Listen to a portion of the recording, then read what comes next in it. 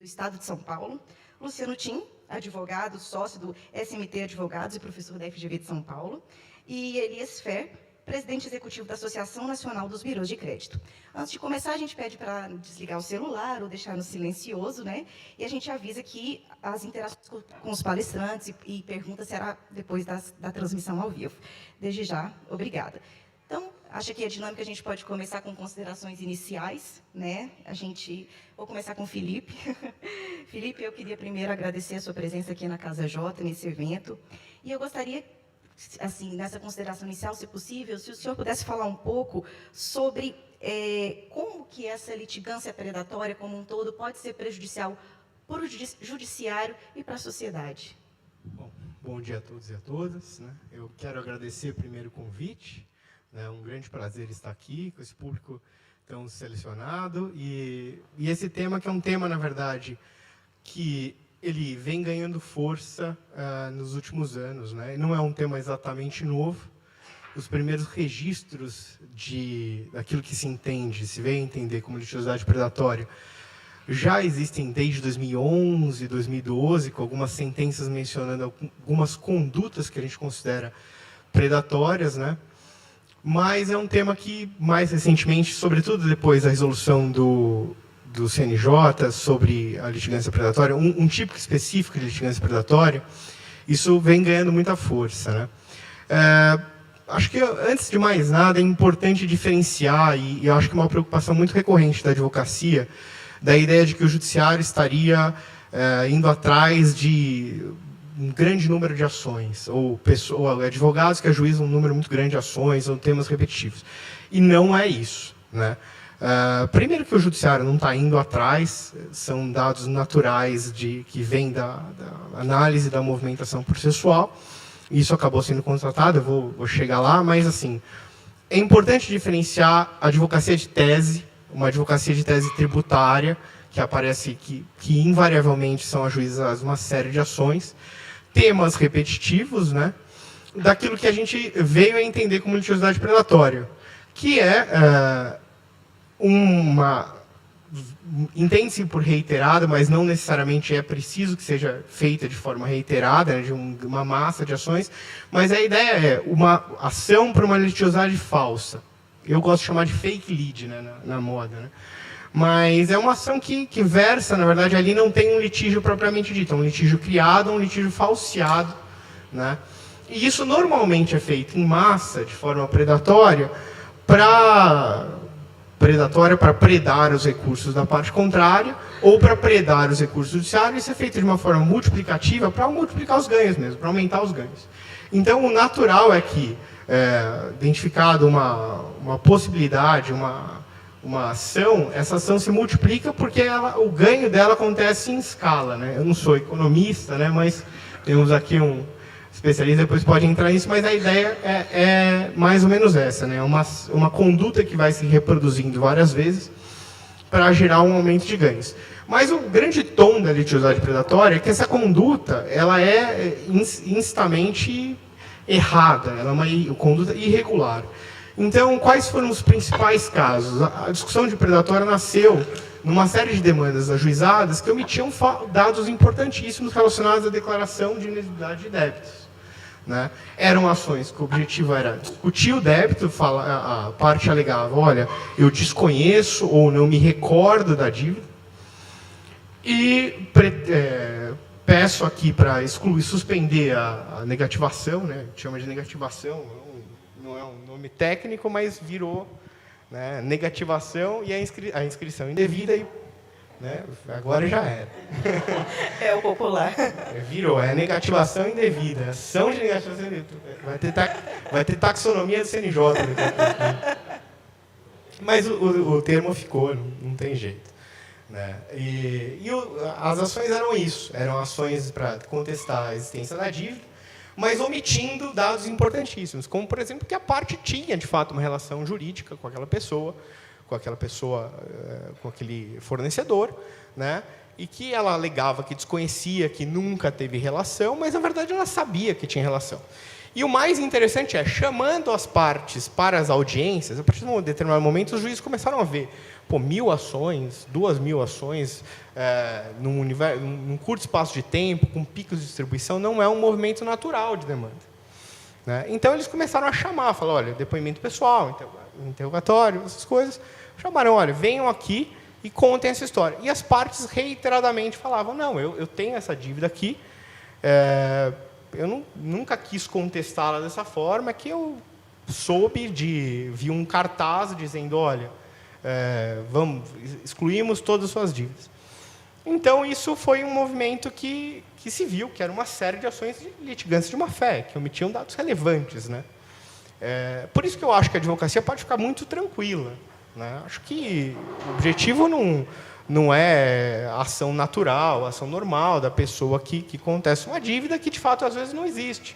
Às vezes é uma contratação falsa, uma pessoa que se vale dos documentos para ela. Mas ali o que se tinha eram reiteradas ações, né, com características muito semelhantes entre elas, que tinham esses dados, esse ponto em comum de litigância de má-fé. Isso foi evoluindo. Né? Essas primeiras ações aconteceram em 2011, 2012, mas evoluiu com o passar do tempo, até que se tiveram outras demandas. Uma outra demanda que foi muito famosa, que também envolve um pouco isso. Né? Antes disso, em algumas ações foi notado um dado muito relevante, que era a manipulação de extratos de órgãos de proteção de crédito. Então, ao invés de te apresentar toda a lista daquelas dívidas que a pessoa tinha, na ação era colocada só uma negativação por vez. Qual era o objetivo? Afastar a incidência da súmula 385, que afasta a indenização por dano moral quando há uma inscrição pré-existente. Então, se tinha manipulação de documentos ali, né? Uma fraude. Isso acontecia em um grande número de ações, né? Não é um número pequeno de ações. Então, esse também talvez seja uma consequência muito relevante dessa limpa-nome, né? Que é o fato de que isso também implica em danos morais, né? Em aumento de danos morais. E também tem algumas, a gente pode debater posteriormente, não sei como é que está meu tempo, mas tem também... em seguida veio as ações de exibição de documentos, que eram um número assim, em determinado momento chegava a ter 7 ações num único dia de exibição de documento. Né? E eram inicialmente contra partes, né, contra fornecedores, depois começou a ter, inclusive teve ação de exibição de documento contra cadastros, né, para se obter os extratos, ou então para se obter a carta, né, relacionada à intimação, a notificação da inclusão no crédito. Isso, no fim das contas, parou, ou diminuiu sensivelmente depois do repetitivo do STJ, que tratou disso. E o último dado que eu acho que é relevante mencionar é que o uso de associações não é de todo desconhecido. Né? Tem alguns precedentes no Tribunal de Justiça de São Paulo envolvendo associações que ajuizavam a ação nesse contexto de exibição de documentos para obter listas de pessoas, né? Listas de nomes de pessoas que estariam negativadas ou com inscrição indevida, ou mesmo que tinham contratos bancários com outras pessoas. Essas ações não prosperaram, a maioria delas, pelo que eu sei, ou a totalidade, não prosperaram, mas, enfim, por que o uso de associação faz sentido? Muitas dessas ações são baseadas em gratuidade, e eu também não estou aqui contrário à gratuidade, mas é um dado relevante considerar que a gratuidade pode ser utilizada, sobretudo, para isentar as partes de risco. E a ação civil pública tem um dispositivo semelhante, né, no artigo 18, que pode ser um dos motivadores disso. Mas eu não sei, acho que eu já falei aqui demais. Obrigada, Felipe, pelas considerações iniciais. Agora eu queria passar a palavra para o João, também primeiro agradecer a sua presença, e eu queria saber um pouco, a partir da sua atuação no CNJ, como é que o CNJ tem enxergado isso, o que pode ser feito, né? Se você puder trazer isso nas suas considerações iniciais. Obrigada. Muito obrigado. Alô. Muito obrigado, Flávia, pela apresentação inicial e pelas suas palavras. Cumprimento também todos os palestrantes, o doutor Luciano, doutor Tiago, doutor Elias. É um prazer estar aqui com todos vocês, compartilhando um pouco da experiência. né? Antes de mais nada, eu só queria dizer que assim, eu não falo institucionalmente pelo CNJ, mas o que acontece, né? O Poder Judiciário tem passado por uma transformação digital. Isso tem se intensificado nos últimos anos com a pandemia, o que abriu algumas possibilidades, né? De longa data, o Poder Judiciário, o CNJ, já tem a criação dos chamados centros de inteligência.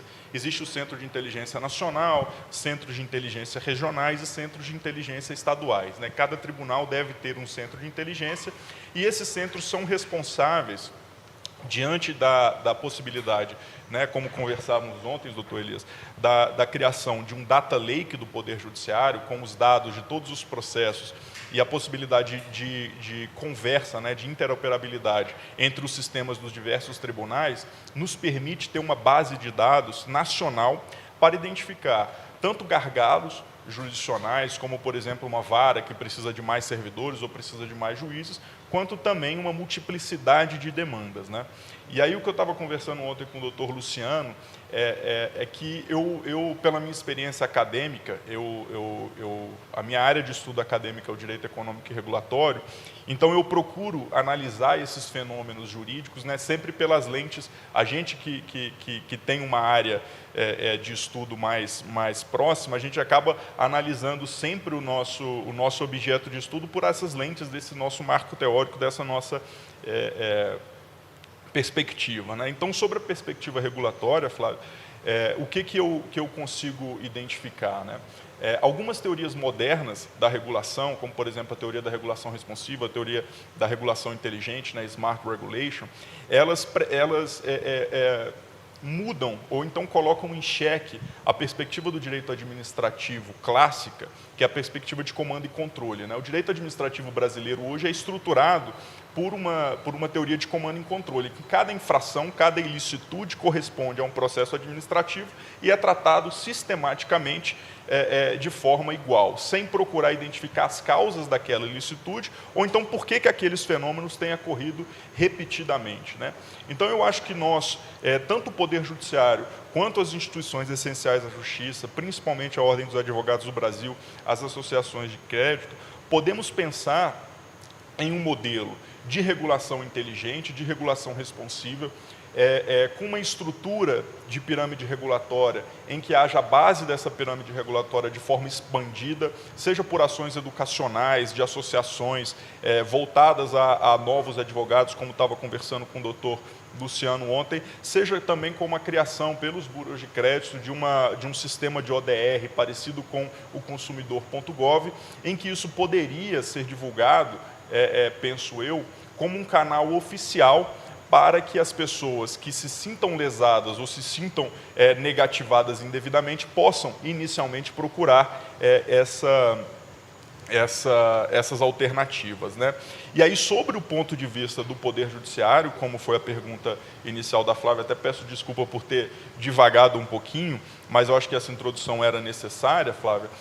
Sobre a pergunta inicial, a partir do momento em que o Poder Judiciário tem condições de extrair esses dados, identificar eventuais abusos de direito, eventuais fraudes processuais, multiplicidade de demandas, escolha de juízes, isso acontece também, infelizmente o sistema hoje não é infalível no sentido de escolha de um juiz natural, então é possível e é comum no Brasil, comum eu acho que é uma palavra muito forte, mas há a existência de casos em que há o fórum shopping, né? Aquela escolha do judiciário. Então, às vezes, você tem um juiz que você sabe o posicionamento dele e outro juiz da outra vara, você sabe que o posicionamento é contrário. Então, você entra com duas ações, espera a cair no juiz que você quer e depois desiste. Então, isso tudo já tem sido identificado pelos centros de inteligência do Poder Judiciário, e esses centros de inteligência têm produzido pareceres e notas técnicas orientando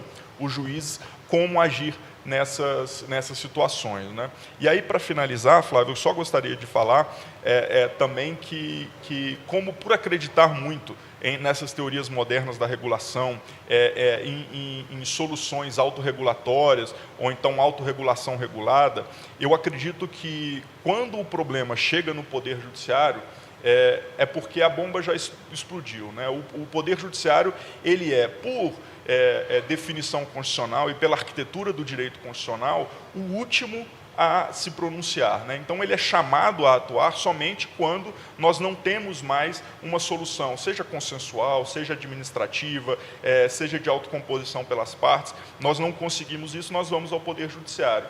Então, eu acho que nós podemos também pensar em soluções para problemas, tanto da parte do Poder Judiciário, mas também em um momento anterior, para repensarmos a regulação de modo a evitar que essas demandas surjam no Poder Judiciário. E essas são algumas alternativas que eu pensei inicialmente, aí eu devolvo agora a palavra para você, Flávia, e posteriormente, se vocês quiserem, nós podemos discutir um pouco mais sobre essas alternativas de regulação responsiva e regulação inteligente. Eu agradeço novamente o convite, muito obrigado. Obrigada, João. Então, agora eu vou passar a palavra para o Tim. Tim, o senhor fez um parecer, né, jurídico-econômico sobre essa questão da indústria do limpa-nome. Se você puder trazer algumas conclusões que trouxe esse parecer aí para a gente nas suas considerações iniciais. Perfeito. Bom dia. Bom dia. Obrigado pelo convite, Flávia. Bom dia aqui a todas as pessoas que nos assistem ao vivo e online, os colegas aqui de painel. De fato, bom prazer estar com vocês, às vezes escutando alguns... eu já trabalhei em governo também, né? E alguns servidores públicos. Aqui, no caso do Judiciário, eu fico impressionado com o preparo, né? E me lembro uma frase de um juiz da Suprema Corte americana. Perguntaram um dia para ele se os advogados que atuavam, porque nos Estados Unidos você tem habilitação para atuar em determinadas cortes, né? E aí perguntaram se os advogados que atuavam perante a Suprema Corte eram inteligentes. E aí o ministro disse, tão inteligentes que esses caras deviam estar na NASA fazendo, né, foguete, não pleiteando ações aqui na Suprema Corte. Então, dizer, no fundo, talvez as nossas inteligências deviam estar aí, né, buscando inovação, enfim, e que interessante agora o próprio Judiciário vem também buscando inovação tecnológica. Que legal. Como cidadão, como professor de Direito, né, fico muito feliz. Esse tema, de fato, eu fiz uma abordagem dentro da minha matriz, né, de análise econômica do direito, e a gente já estuda a litigância sobre a ótica dessa ferramenta, que é uma ferramenta que estuda comportamento humano e consequências. No fundo, quem paga, né? Então, quando a gente estuda a litigância, a primeira pesquisa que eu fiz para o CNJ, faz algum tempo, estava na PUC ainda, a gente queria entender por que tinha tanto processo no Brasil. Porque nós temos, eu acho que tem que começar a aceitar isso, né? Temos muito processo e é desproporcional comparativamente. Então, você tem uma distorção. E o achado científico lá, e eu trabalho muito com evidências, né? E aí um professor, o Joaquim Falcão, lá da FGV, disse, Tim, o que são evidências? Eu levei um susto, porque ele é da Academia Brasileira de Letras. Então, vem do latim evidente, é o que eu consigo ver, que eu consigo enxergar, que eu consigo provar, discutir, né? Então, as evidências foram de custo. O custo de litigar no Brasil afeta a litigância. O custo é muito baixo, o risco é baixo. Tem evidência. Nesse caso, então, a litigância predatória, vamos pensar assim, a litigância, para começar, ela é fruto de uma tomada de decisão estratégica. Se as pessoas estão entrando, é porque está valendo a pena na média. Ponto. Isso é necessariamente ruim? Não. Isso até fere um dogma, né, dos processualistas, do acesso à justiça. Esse é o problema. Quando vivemos de dogmas, esquecemos dos dados. Eu acho que os dogmas também serem compatibilizados com os dados. É importante o acesso à justiça? Sim. Mas vamos ver o que está acontecendo no mundo real. As pessoas estão processando, isso ok. O ruim é se há algum nível de uso estratégico que não beneficia a sociedade. Então, quando nós vamos nos dados, de fato, digamos assim, que estamos, como sociedade, gastando muito com solução de disputas, né? A tal ponto que gastamos 100 vezes mais em disputas do que em saneamento básico. Não parece uma alocação eficiente dos recursos públicos. E quando há um nível de litigância predatória significa, isso remonta a um estudo que a gente faz em análise econômica do direito, da chamada tragédia do judiciário, né? Que isso remonta à chamada tragédia dos bens públicos, porque quando os recursos são escassos, alguns indivíduos podem utilizar predatoriamente. Isso acontece, por isso que tem direito ambiental. O direito ambiental tenta proteger a sociedade do uso predatório estratégico de alguns agentes, né? E aqui são pessoas que usam predatoriamente o sistema público. Isso, e aí quem paga é o contribuinte. Então, nesse caso, não é bom para a sociedade. Então, a gente precisa identificar quando isso ocorre e atuar contra, no campo da política pública, né? Você tem uma litigância predatória que pode ser promovida excepcionalmente, enfim, por algumas partes, por alguns advogados. Pode ser no volume, mas também pode, é isso que nós encontramos no parecer, nesse estudo, pode ser promovido um uso estratégico bem sofisticado. Você usa uma roupagem jurídica, que é uma associação, que, teoricamente, persegue fins coletivos, então dá uma ideia, e, de fato, no âmbito da defesa do consumidor, tem algumas entidades que existem há 20 anos, 30, que prestam um grande serviço público, que tem lá 7, 8 mil associados. Bom, essa associação fala por alguém, com certeza.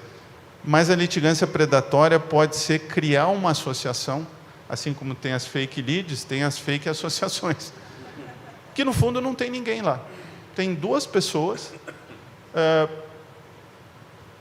algumas vezes fundada em escritório de advocacia, com uma indústria de litigar. Indústria, até os americanos chamam industry, né? Que é uma atividade econômica. Então, você monta uma indústria ali, industry, né? De duas pessoas, às vezes advogados, ou às vezes parentes dos advogados, que move ações, e no caso dessa limpa-nome, você monta uma associação de duas pessoas, entra com uma ação coletiva, uma ação civil pública, que também tem uma importância, tem uma relevância. Pelos dados, quem usa mais essa ferramenta é o Ministério Público, é importante, portanto, não estou deslegitimando a ação civil pública, mas aí é o uso predatório, né, estratégico. Aí se usa de uma ferramenta, ação civil pública, e diz lá, se valendo, vamos dizer assim, da boa-fé do magistrado, olha, me concede essa liminar, que eu tenho um rol de associados, e eu vou discutir isso, e com base na jurisprudência, ninguém pode ser negativado enquanto discute a dívida. Me concede a liminar, não junta o rol de associados, e o juiz também, presumindo boa-fé, não pede. Aí esse advogado consegue essa liminar e vende no mercado. Vende. Ele pega lá essa decisão e diz assim, quem tem problema? Aí ele vai montar depois o rol, ex post, 2.000 pessoas. Aí aquelas 2.000 pessoas recebem, quer dizer, são desnegativadas, né? Voltam a ser habilitadas a receber recursos, recebem os recursos e não pagam. Só que no final do dia, quem vai pagar essa conta para fechar? Os próprios consumidores. Então você toma uma medida que parece boa, mas você gera efeitos nefastos, que às vezes são escondidos, né? Quem está tomando a decisão não percebe, mas lá na frente, né? E por que o consumidor vai pagar mais caro? Porque esse risco vai ser repassado, né? O mercado de crédito funciona dentro de uma falha de mercado, que é a assimetria informacional. Esses birôs reduzem essas falhas de mercado, tornando o mercado mais eficiente. Então é importante, é o mercado resolvendo seus problemas. Se a gente coloca uma dificuldade aí, porque aquela informação já não está reduzindo a assimetria, você está criando uma nova falha de mercado aí criada por uma decisão. Às vezes, na melhor das boas intenções. Então, em resumo, isso foi o achado do parecer. Ótimo, muito obrigada, viu, Tim? Agora que já aproveitando um pouco a fala do Tim, né, Elias, eu queria o seu olhar um pouco de prejuízo econômico mesmo e para o consumidor que essa litigância predatória, essa indústria do limpa-nome pode trazer.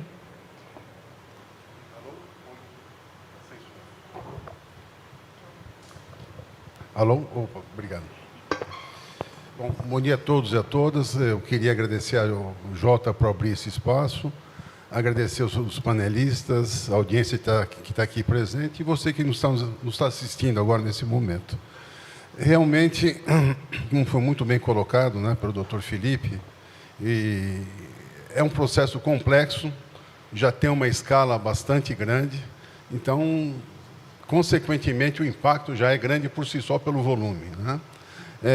Queria parabenizar o CNJ realmente por começar a colocar inteligência em cima do sistema. Isso aí nos traz realmente uma abordagem científica, uma abordagem em cima de dados, e que isso nos traz uma segurança que o judiciário está realmente acompanhando o que está acontecendo e está tomando, né, criando fóruns para discussões específicas para realmente trazer a eficiência e eficácia do judiciário, que é um recurso tão escasso, tá certo? Essa indústria como um todo, como foi aqui muito bem colocado, ela causa uma simetria de mercado. A negativação, por si só, não é algo ruim. A negativação, ela é um alerta do credor avisando, olha só, você tem algo pendente aqui comigo, estou te dando, e os birôs dão cerca de 10 dias para que você vá lá e converse com o seu credor e resolva o problema, negocie. Tá certo? Então, a negativação por si só é um alerta. Tá certo? Agora, se a pessoa, né, ela recebeu essa notificação e ela não vai, então é registrado que ela realmente não caminhou com o seu processo e tem algo pendente a ser resolvido. Né? E essa negativação, por si só, também ela é importante, porque ela previne o superendividamento.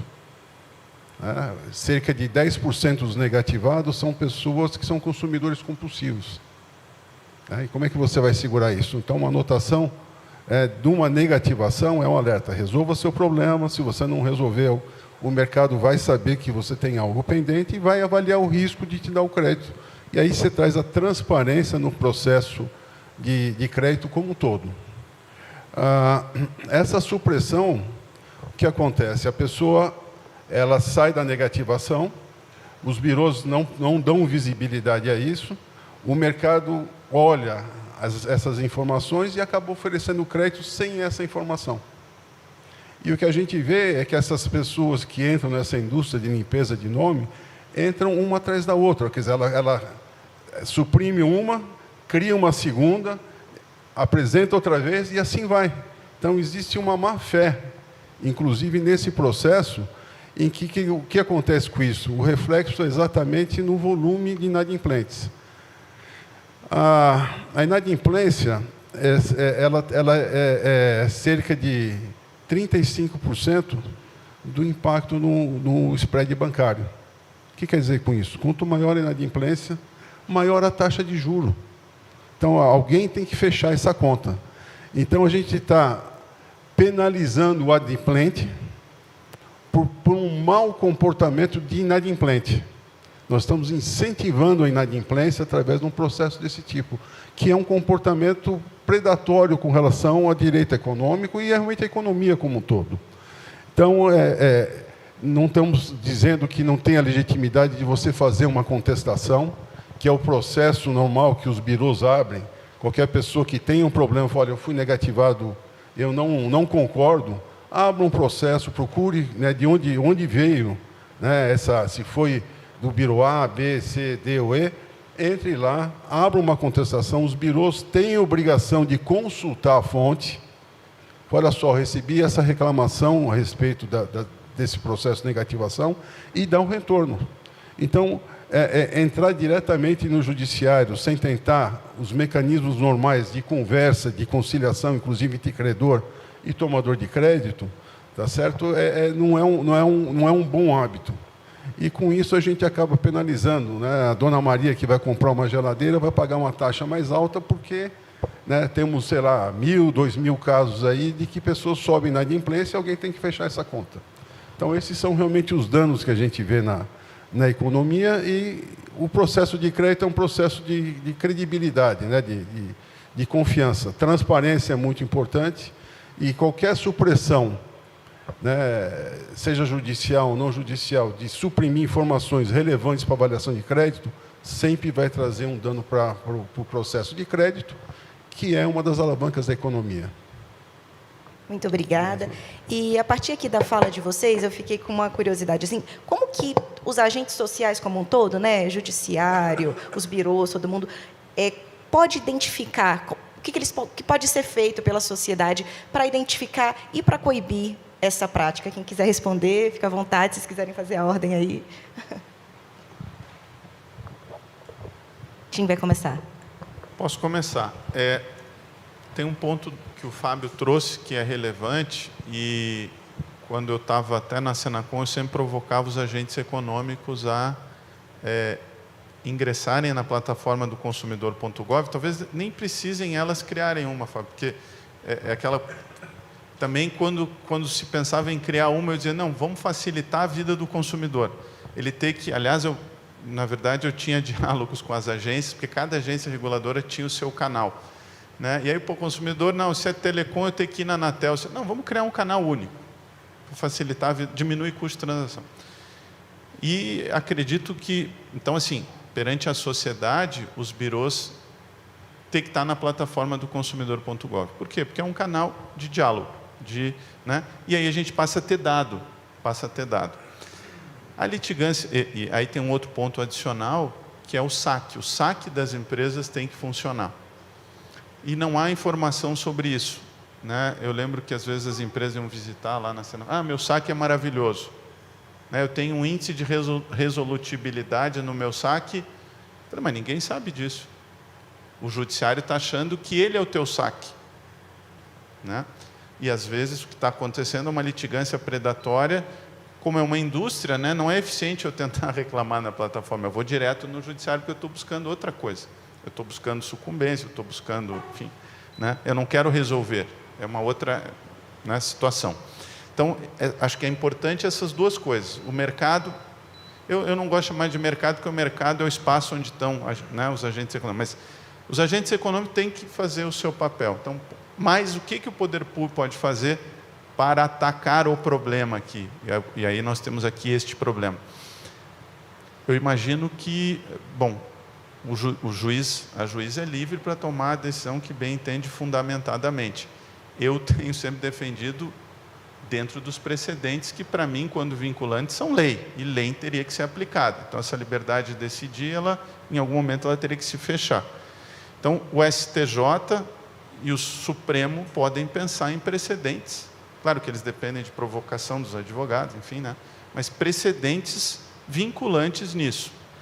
Afinal, o judiciário tem sido tão ativista em alguns temas, não teria problema nesse tema o judiciário resolver este problema, não deixar para o parlamento, porque o parlamento tem toda uma lógica lá mais lenta. Acho que dá para ter precedentes. Que precedentes serão esses? Olha, pensar muito em liminares para associações sem ver o rol de entidades associativas. Então, ter muito cuidado, pode ser isso.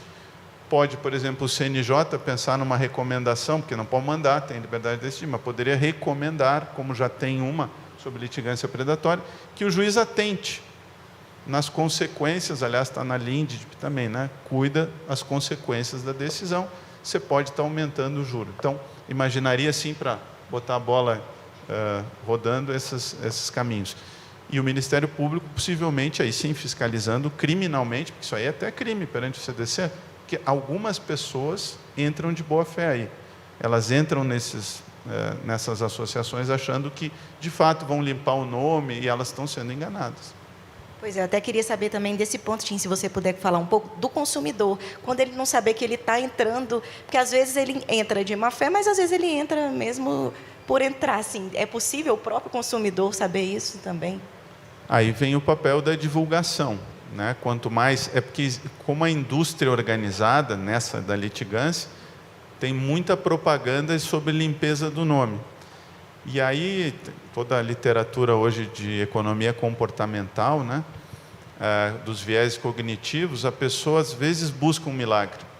Então, ela acaba sendo induzida a erro, né? Então, acho que, assim, as pessoas... Esse debate é um pouco parecido com o debate sobre pirataria, né? No fundo, quando o consumidor sabe ou não sabe até que ponto. E eu acho que tem que presumir a boa-fé e dar informação.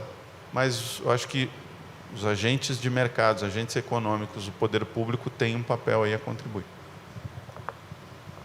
Felipe agora vai falar, então.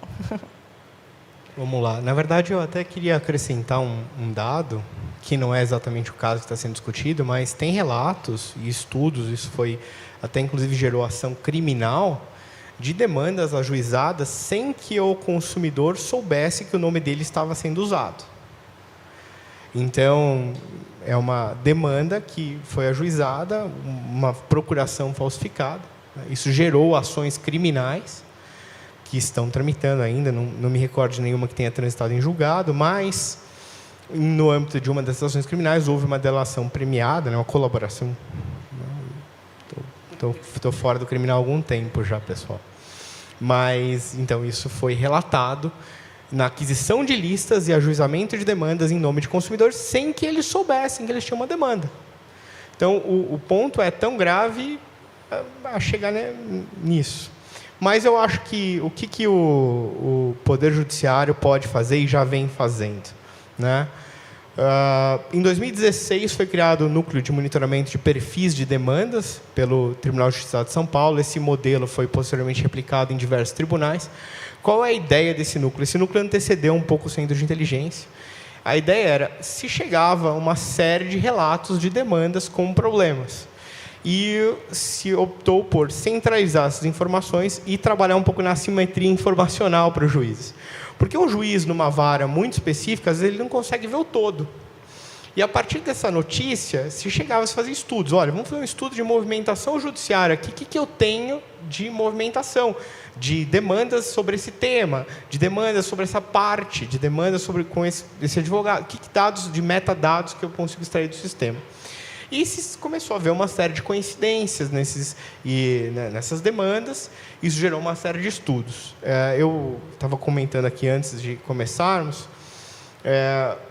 um desses estudos revelou 53 mil demandas de um grupo. 53 mil demandas de um único grupo, discutindo o mesmo tema. Na verdade, os mesmos temas, era mais de um tema, mas eram ações. Então, 53 mil demandas. Para se ter uma noção, uma vara é criada a partir de 1.200 ações, 1.200 ações distribuídas em um ano. Então, se tem aí uma série de varas que estão sendo privatizadas por grupos específicos, né? E isso é dinheiro público. E um outro estudo que eu também tive contato recentemente, falou que em determinado mês de um ano, de 2016 ou 2017, não me recordo agora, 79% das ações ajuizadas no Foro Central, João Mendes, na capital, foram por um grupo de 3% dos advogados. 3% dos advogados, né, ajuizaram 79% das demandas. Esse é um dado importante. E como atuo no Moped e, posteriormente, tem hoje um contato muito grande com o Centro de Inteligência, divulgando. Olha, se verificou essa movimentação judiciária de tal maneira, se apurou que muitas dessas ações, não todas, né, isso demanda uma análise individual pelo juiz, mas o juiz tem que saber o que ele precisa olhar, né? Porque o juiz não está acostumado. Na faculdade ninguém é instruído. Olha, o juiz tem que analisar se a procuração existe. Não me recordo dessa aula no curso de processo, né? Mas isso, infelizmente, a situação é essa. Então, lidar com boas práticas mesmo. Olha, juiz, atente-se a isso. E, posteriormente, o Poder Judiciário aqui criou mesmo o Centro de Inteligência, que foi uma mudança muito importante também, que é a ideia de inteligência judicial, né? Não pensar só no micro, mas pensar no macro também. Acho que isso é muito importante. Muito importante. Não pensar só naquela ação, não pensar, olha, eu estou julgando o caso do João. Não é isso, né? Estou julgando aqui um caso que pode ter impactos muito maiores, né? Infelizmente, o juiz hoje é um gestor, né, também. Infelizmente, digo porque não era a função originalmente imaginada. Mas o juiz é praticamente um gestor, ele gera entendimentos, né? Isso é muito importante também. E eu acho que a inteligência judicial, essas análises de movimentação processual, elas vieram a crescer nesse processo de gestão de entendimentos. Obrigada. Quer falar, João? Sim, não, eu pegar um gancho no que o Felipe falou, É muito interessante esse tipo de relato, né? Porque primeiro a gente consegue entender de onde que vem e qual é a inspiração dos centros de inteligência, né? O que acontece? Eu vou citar um exemplo aqui, puxando um pouco da fala do Luciano e do Felipe. Existiu uma jurisprudência, até recentemente, um pouco tempo atrás, e todos nós conhecemos, de que para você pleitear um benefício previdenciário no judiciário, você primeiro tem que ter uma negativa do INSS, né? Antigamente, você poderia entrar direto no judiciário. Então, você nem passou na agência de previdência social, nem fez uma perícia, nem pediu no INSS a sua aposentadoria e já vai no judiciário pedir isso, e muitas vezes era dado porque realmente a pessoa tinha direito àquela aposentadoria ou àquele benefício especial, benefício previdenciário, né? E aí o que o Felipe falou, né, é que essa vara acaba sendo privatizada, assim, privatizada entre aspas pelo INSS, né, por um órgão público, mas assim cooptada por um tipo de demanda, e os centros de inteligência eles surgem para resolver esse problema. Então, esse problema foi identificado por um centro de inteligência, no modelo como o Felipe falou, e, em seguida, isso foi levado para a Turma Nacional de Uniformização dos Juizados Especiais Federais, chegou no Supremo Tribunal Federal, um recurso extraordinário com repercussão geral da relatoria do ministro Luiz Roberto Barroso, e o Supremo aí entendeu com precedente vinculante de que é preciso haver um requerimento administrativo. E já existem juízes, e aqui eu também não posso falar nem sobre entendimento jurisdicional de colega, o Felipe sabe, nem também sobre previsão de julgamento do Supremo. Mas já conheço decisões, o Felipe também deve conhecer, doutor Luciano, de que algumas por determinação e inspiração do Código de Processo Civil, alguns juízes têm exigido que a parte se comunique ou com a parte adversa, ou procure a empresa para resolver o seu problema, ou tente uma conciliação, obriga uma tentativa de conciliação. E eu acho que esse é um caminho muito importante dentro das capacidades institucionais do Poder Judiciário, né? Agora, com a transformação tecnológica, nós passamos a ter um conhecimento de dados que nós não tínhamos antes. Nós passamos a ter um conhecimento do acervo do Poder Judiciário que nós desconhecíamos. E, a partir desse conhecimento, a gente pode elaborar a ferramenta tanto para a identificação desses gargalos, identificação de problemas e para propor soluções, né? E aí, até o outro gancho do Felipe, né, o juiz ele inicialmente era para ser um jurista, né, para decidir questões jurídicas. Aí depois o juiz vira um gestor. E aí eu vou até além agora, Felipe, e eu acho que o juiz no futuro ele vai ter que ser até programador, ele vai ter que saber alguma coisa de informática, né, porque essas coisas estão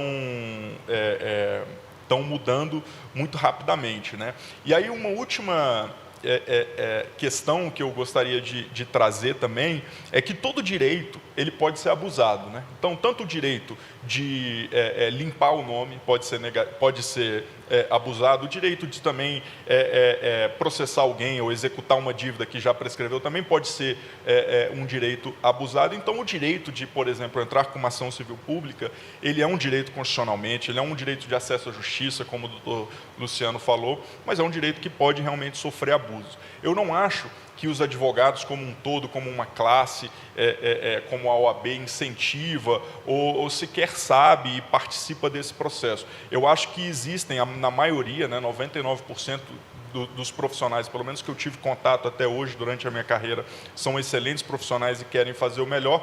Então, por isso que eu acredito numa regulação responsiva, de um modo que a gente possa sentar à mesa com todos os participantes e tentar identificar alguma solução. Isso pode ser feito, por exemplo, pelos centros de inteligência. E aí, por isso que eu estou puxando a sardinha um pouco para o centro de inteligência, acredito que isso pode ser feito dentro do Poder Judiciário através desses centros de inteligência, né? Eu acho que, como a Flávia falou no início, tem alguns estados, o Piauí e o Maranhão, que são estados onde esse problema é um pouco mais grave. Então, talvez um centro de inteligência do Tribunal de Justiça do Piauí e do Maranhão possa nos auxiliar a identificar melhor esse problema e propor alguma solução.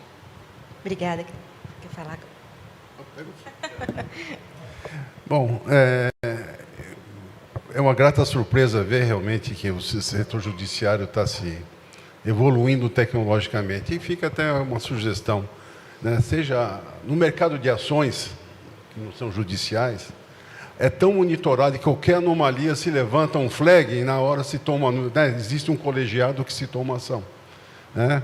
Quiçá agora, com alguns dados que a gente comece agora a pegar, fica a sugestão de realmente, quando tiver algo que não é regular, não é né, algo pontual, tem alguma coisa errada, existe uma não conformidade, né? Existe alguma brecha, que realmente seja chamado, né, um grupo de trabalho, somente das partes envolvidas, para que a gente resolva essa distorção do sistema. Não existe sistema perfeito, tá certo?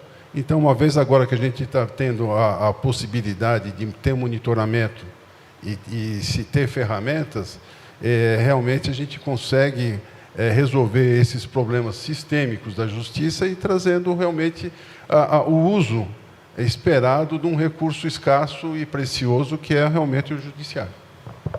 Agora, se me permite aqui... À vontade. Foi mencionado aqui, tanto pelo Felipe quanto pelo João, né, o juiz do presente, ou a juíza e do futuro. E eu me lembrei de uma frase de um jurista, e foi juiz também, americano, e que dizia o seguinte, que o jurista ele dizia, o jurista do presente, mas ele estava no século XIX dos Estados Unidos, Holmes, né, The Path of Law, o caminho do direito. No século XIX, o jurista é o dos dogmas. O do futuro, né, seria o da estatística. E, no fundo, é isso, porque chega uma hora que nós temos que discutir política pública. O que nós vamos fazer? E aí tem que olhar para frente. Aí eu vou ter que tomar uma decisão que vai ter consequência. E aí, para fazer isso, eu preciso de dados, só que a Faculdade de Direito só tratou de dogmas. E aí, quando a gente traz os dados, e aí eu acho que o juiz do futuro também, a juíza do futuro também tem que ser um pouco neurocientista, né? Entender que como é que se tomam, porque ele está dando uma decisão que vai influenciar a tomada de decisão de alguém. É até um problema, tem um texto famoso do professor de Law and Economics, o Chavel, né? E o Kaplan de Harvard, eles dizem, no fundo, para que existe o Poder Judiciário? É para resolver, tipo, um drive-thru. Eu estou com um problema, eu vou lá resolver. É para isso? É para prestar serviço para duas pessoas ou para, no fundo, influenciar a tomada de decisão na sociedade de forma que elas nem precisem mais ir lá? Porque aí as pessoas já estão cooperando. E nós temos no Brasil ainda uma ideia muito dogmática de resolver o caso. O professor José Reinaldo de Lima Lopes, lá na USP, que falava assim, né? O jurista, ele é treinado a ver a árvore, o caso, a hermenêutica, não a floresta. Só que aí a floresta está pegando fogo e o cara está cuidando do caso. Então, de fato, e aí qual é o papel dos litigantes, né? Acho que cada vez mais levar dados para ajudar o magistrado a decidir. Porque o magistrado também não vai conseguir, ele, toda hora, criar um núcleo. Então, também acho que as partes podem sair daquela advocacia para não colocar só a culpa no judiciário. Ele vive sob provocação. Então, as empresas podem levar os dados para ajudar a tomar de decisão. E aí os problemas podem começar a aparecer. Qual é a associação? Qual é o problema? Enfim, só para não perder essa do Holmes, né, o jurista da estatística. Muito bom, infelizmente estamos chegando ao fim e eu gostaria que vocês trouxessem considerações finais aí depois desse debate aqui. Quem quiser começar, vocês querem manter a mesma ordem da inicial? Pode ser? Começar pelo Felipe? Na verdade, eu acho muito proveitosa essa oportunidade aqui de discutir esse tema, né? Dar visibilidade a um tema e tentar esclarecer os limites dele é muito importante, né? Inicialmente, as demandas predatórias foram vistas a partir de uma constatação absolutamente empírica no dia a dia de uma lista de audiências. E depois isso gerou uma política, uma troca de mensagem inicialmente, uma boa prática, depois gerou um núcleo, e desse núcleo nasceram também o centro de inteligência, né? Eu sou entusiasta do centro de inteligência. Eu participei da instalação do centro de inteligência no Tribunal de Justiça do Estado de São Paulo. E eu reconheço a importância que a difusão da informação traz para esse debate, né? Sei também o quão polêmico é, às vezes, o debate. Às vezes, falar, olha, a litigância, a litigiosidade predatória, é a tentativa de criminalização da atividade do advogado. E eu tentei aqui, diversas vezes, mostrar que não tem nada a ver com isso, né? Que a ideia, na verdade, é outra coisa. Não sei dizer nem se chega a ser a advocacia, porque, na minha concepção, a advocacia envolve a análise do caso, envolve defender uma tese existente, relacionada a um problema existente, né? Mas, enfim, acho que esse debate é muito importante, né? Como vamos evoluir para que as varas não sejam privatizadas, às vezes, por um movimento que não é real, e a privatização dessas varas não gera um problema para o Poder Judiciário em si, né? Claro, gera, tem que criar mais unidade, aumenta a necessidade de orçamento, mas gera também o problema da pessoa que efetivamente tem um litígio e que o caso dela entra na fila. E se tem 2.000 demandas que, ainda que gerem a necessidade de uma audiência presencial para saber se a pessoa quer ajuizar aquela demanda, a audiência daquela pessoa que precisa do direito dela, que quer discutir o divórcio dela numa vara única, que quer discutir ela vai para 2.000 filas atrás. Isso é um problema muito grave, porque a gente está dando... O sistema, ele pensa dessa forma, né? A ordem cronológica, ele pensa por essa lógica. E, no fim das contas, a gente está trazendo pessoas que efetivamente têm sua vida sobrestada, porque a gente está dando atenção para coisas que estão lá, são casos, a gente não vai saber qual que é o real, qual que é o irreal, qual que é o falso. E isso vai atrasar a resolução das demandas, vai atrasar dos casos reais e dos outros casos também. Então, é um problema social. E tem a questão do custo também da sociedade, né? Acho que tem alguns estudos que foram feitos de custos, 50.000 demandas a R$150 só de custas, né? Sendo que o custo de uma demanda é muito mais do que R$150. R$150 são as custas mínimas no Tribunal de Justiça do Estado de São Paulo, só pegando de exemplo. Mais ou menos 3.000, se a gente pegar o orçamento e dividir pelo número de ações, ou então 6.000, de acordo com o estudo do IPEA, a gente está falando de uma quantidade enorme de recursos, friso, para demandas que a gente não sabe se existem, né? Então, mas a visibilidade eu agradeço muito ao Jota pela visibilidade, agradeço muito também à NBC por trazer esse debate tão importante, e agradeço também ao CNJ por ter feito uma recomendação no sentido de que os juízes precisam se atentar nisso.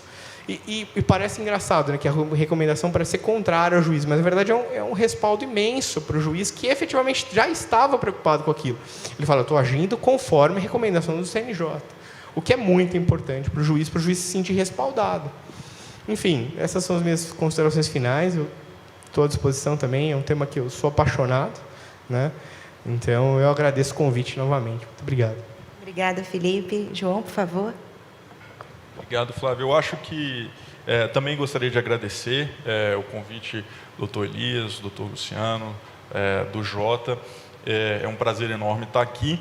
Eu acho que assim, o que fica, pelo menos para mim, dessa conversa, além da importância e da relevância social, jurídica e econômica do tema, abrir o debate para futuras reflexões, né? Eu acho que num evento curto como esse, embora de grande qualidade, aprendi bastante, a gente não tem condição de oferecer uma resposta definitiva para todos esses problemas, mas fica o elogio ao Jota para proporcionar mais um passo nessa discussão para a solução desses problemas, né? Como o doutor Luciano falou na sua última fala, né, a gente vem de uma cultura jurídica onde a gente trata processos individualmente, né? Então o Felipe vai identificar muito o que eu falo. Assim, é muito fácil para o juiz ter uma coerência interna dentro de um processo das suas decisões, né? Eu faço o recebimento da denúncia, eu faço a sentença, não vai ter contradição entre uma decisão e outra. É muito fácil mas é muito difícil você ter uma coerência externa, né? Na hora que você for construir o mosaico de todas as suas decisões que você proferiu, ter coerência entre elas, não ter contradições, é muito difícil. E se você ampliar isso para um mosaico do Poder Judiciário como um todo, dos 20 mil juízes brasileiros, eu acho que o mosaico ficaria muito mais difícil de ser construído ainda. Então, para a gente conseguir enxergar alguma imagem nesse mosaico, a gente precisa abandonar essa estrutura de direito administrativo de comando e controle, parar de pensar individualmente nos problemas, aproveitar a ciência de dados a nosso favor para conseguir enfrentar essas questões de forma global, né? Nós temos limitações orçamentárias hoje que nós não conseguimos fazer concursos para juízes, muitas vezes, nós não conseguimos contratar servidores de tecnologia. Então, eu trabalho nessa área de tecnologia, quem trabalha nisso, o doutor Elias estava conversando comigo ontem, a coisa mais difícil que tem é a gente fazer um concurso para servidor de TI e preencher as vagas, né? Então, a gente tem essa dificuldade.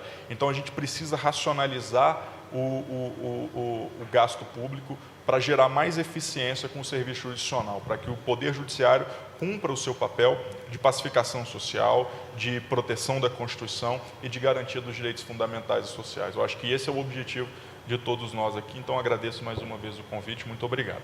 Obrigada, João. Pode passar aqui para o doutor Elias. Ou Putin, tanto faz.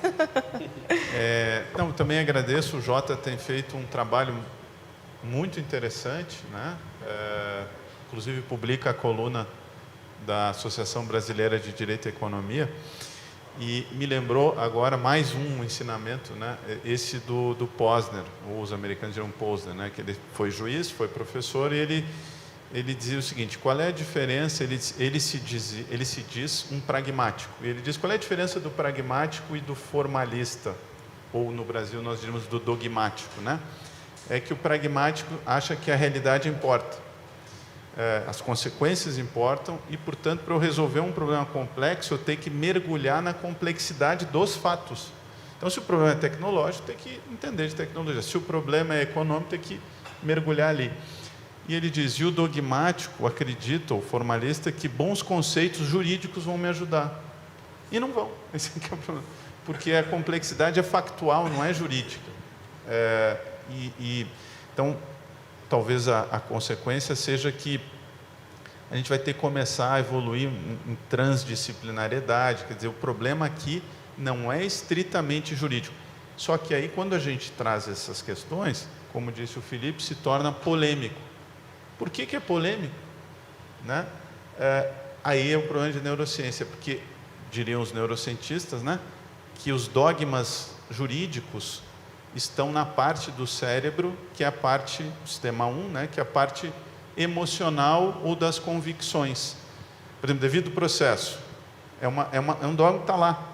Quando você tenta trazer os dados, que é o sistema 2, que é o que faz conta, pragmático, causa ali uma resistência moral. Então, por isso que a gente tem que começar aos poucos, de fato, na faculdade, com disciplinas. Lá na FGV tem por exemplo, eu dou um curso optativo de Direito, Economia e Neurociência, né? Então, o aluno da FGV, a aluna, já sai com uma mentalidade de trabalhar com dados. Enfim, não quero aqui fazer propaganda da FGV, mas de alguma maneira tenho o desconto que quiserem, porque eu sou da casa, mas faço o disclaimer, né? Reduzindo falhas de mercado. Então, assim, temos que começar a trabalhar nisso. Eu percebo que a magistratura vem com esses centros de inteligência, enfim, cuidando disso. Talvez, então, agora caiba levar esses pontos, e esse é um papel relevante aqui do dia de hoje. Então, eu também agradeço a oportunidade de debate. Obrigada, Tim. Agora, Elias. Ok, primeiro, eu agradeço o Jota outra vez, agradeço aqui os debatedores, recebi uma aula hoje, tá certo? Da parte jurídica. E a gente sabe que nós vamos chegar lá com a parte de dados, mas o que fazer até chegar lá? Essa é a pergunta, né? O que vale a pena a gente começar já, né? E caminhar realmente na parte de dados?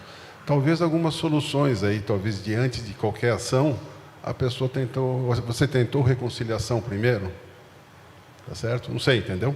Já traz uma orientação para que as partes se conversem e não se recebam uma ação sem sem ter passado por uma triagem que foi feita pelo menos uma tentativa de reconciliação. Né? E outra coisa fica, nesse intervalo, enquanto nós não temos os dados, temos essas evidências, talvez saia alguma recomendação, porque às vezes o juiz não está orientado. Talvez saindo uma orientação fora, tome cuidado, está acontecendo isso.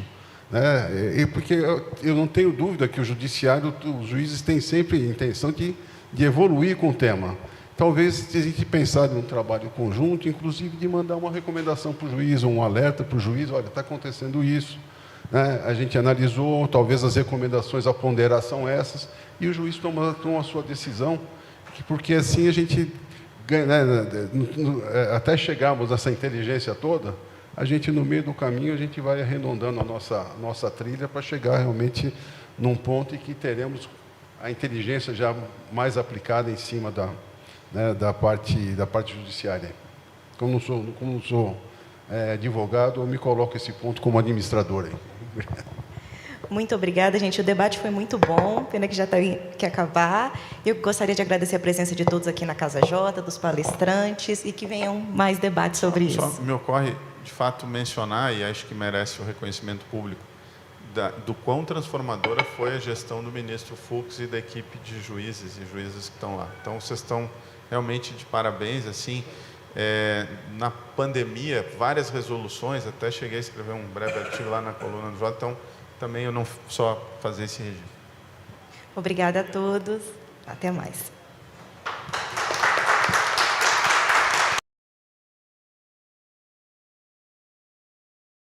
O Jota desenvolveu uma plataforma inteligente para quem trabalha com política. Agora ficou mais fácil antecipar cenários, ficar por dentro dos bastidores políticos e utilizar as nossas ferramentas inteligentes de análise de dados para ter mais previsibilidade institucional nos 3 poderes.